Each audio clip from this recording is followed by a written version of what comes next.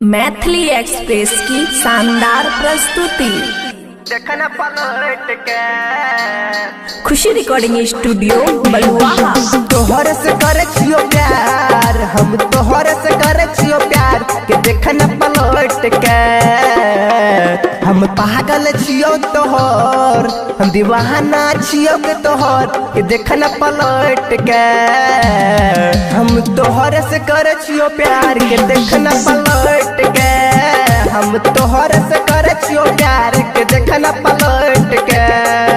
देखना पलट के सुमित सतीश रैया, सुमित सतीश रैया।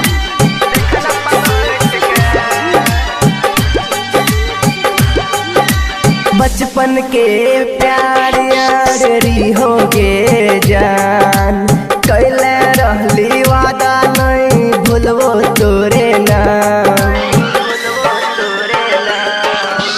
बचपन के प्यार यार रही गे जान, कैले रहली वादा नहीं भूलो तोरे नाम। ई प्यार के कुर्बान नहीं भूलबो है के जान, ई तोहरे याद नहीं छोड़बो है के साथ। नहीं करिए हमर विश्वास के दूसरा सपोर्ट के। हम तोहरे से करे छियो प्यार के देखना पलट के। हम तोहरे से करे छियो प्यार के देखना पलट के। सुमित सतीश रैया, सुमित सतीश रैया।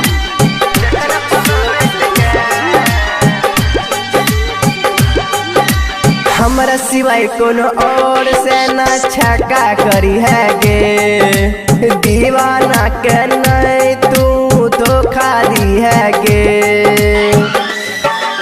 के जान हमरा सिवाय कोनो और से ना छका करी है गे, दीवाना के नहीं तू धोखा दी है गे। नहीं भूली है अमित शर्मा के नहीं तो मोर जैतोगे। राइटर बबलू के नहीं तू धोखा दी है गे। हम तोहर से करे छियो प्यार के देखना पलट के। हम तोहर से करे छियो प्यार के देखना पलट के। खुशी रिकॉर्डिंग स्टूडियो बलुआहा।